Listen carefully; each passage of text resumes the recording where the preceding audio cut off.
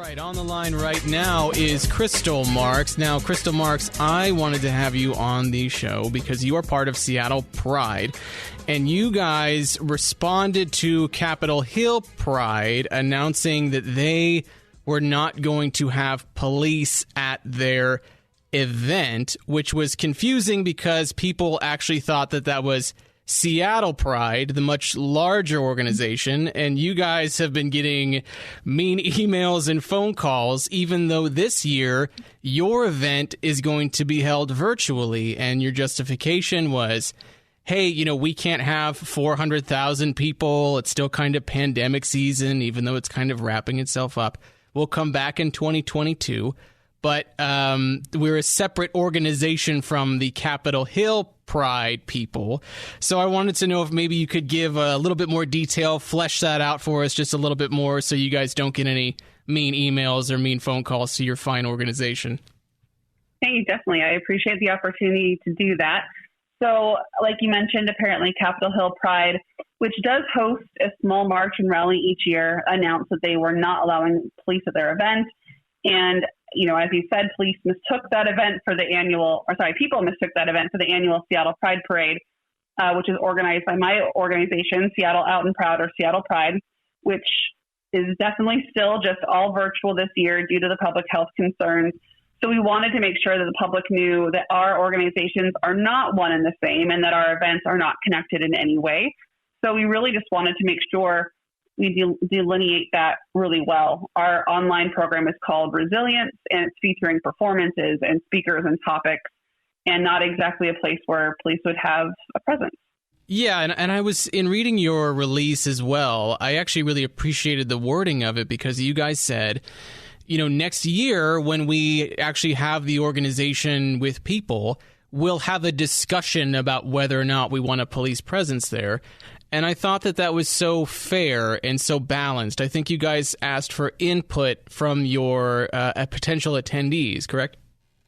That's correct. Yeah. So we know that there are a lot of issues surrounding policing in our community, especially with the LGBTQA plus folks of our community and those who are, you know, non-white. So it's a long, complicated history that dates back to, I mean, at least the 1960s with Stonewall. And here in Seattle, there were bars that were owned by LGBTQA plus folks and people of color who were actively paying off police officers for protection to avoid being raided. So while we know that these concerns exist, and as you mentioned, we have a full year until we host our next Seattle Pride Parade. And during the coming year, we'll be taking the time necessary for a thoughtful process in which we'll be asking to hear from folks in our community so that our plans are reflective of them. And we can balance that with the mandatory requirements of the city, which requires a police presence for events of this scale. As you mentioned earlier, we're over 400,000 people.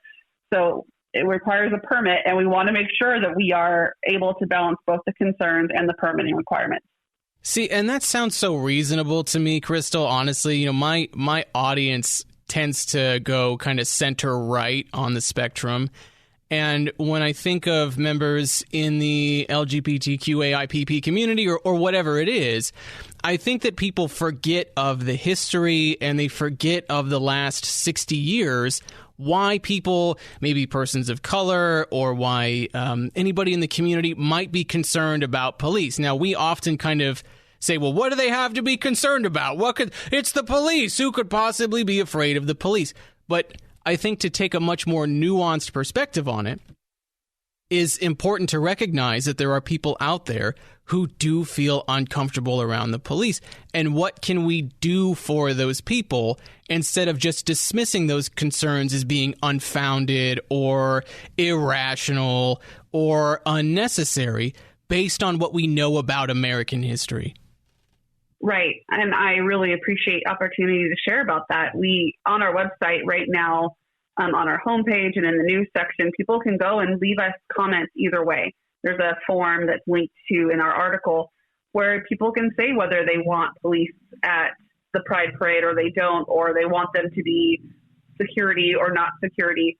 And we're capturing as much data as we can, including everything from ethnicity and sexual orientation, because we want to make sure we're really hearing from folks. And it's really important to us also to make sure that we keep people safe. And if it means that we deviate from the permitting requirements, or we ask Seattle City Council to change the permitting requirements or whatever that looks like, that we're doing it from a community-driven perspective and not making decisions unilaterally. We're speaking to Krystal Marx, who is calling us from the Seattle Pride, and we're talking about the difference between Seattle Pride and Capitol Hill Pride, which has made the decision to not allow police at their event. Krystal Marx, I don't really want to put you on the spot. I don't want you to throw shade on anybody.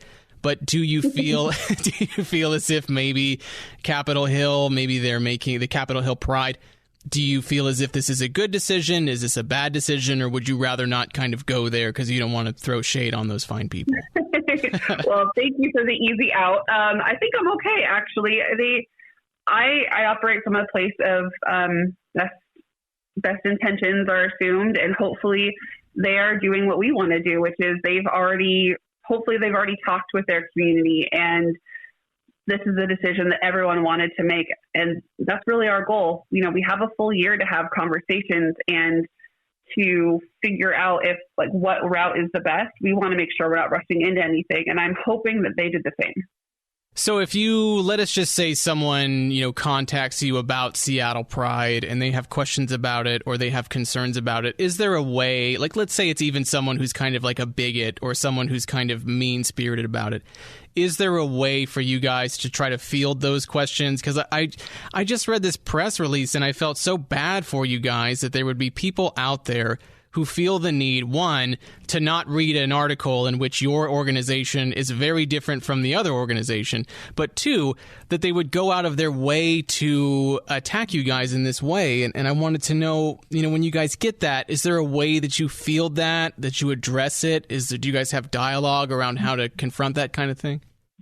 Yeah, no, that's a great question. So ideally, folks will fill out the form and we can get everyone's input regardless of what names they might want to call us or anything else. When they come directly to my phone or to email, I've had a few years of practice of handling those conversations. Yeah. And honestly, Jack, I think it comes back to being willing to listen and to see what someone's root concern is. And sometimes it's not, how dare you do X, Y, or Z. They're concerned because someone they know is an LGBTQ police officer and they want them to be celebrated, or someone they know was killed by a police officer. And everyone deserves to have their point of view listened to when we're a nonprofit organization that serves the community.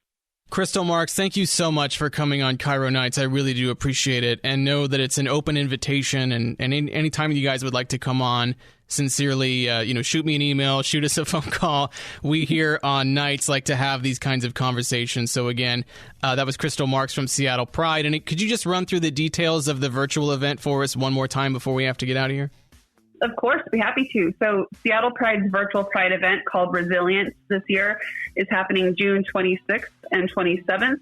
You can go to our website, seattlepride.org, to register for free or make a donation if you would like. And there will be performances by Big Frida, Mary Lambert, Perfume Genius, MXM Tune, and a ton of conversations, one even about reimagining public safety that we're really excited about. And there's something for all ages.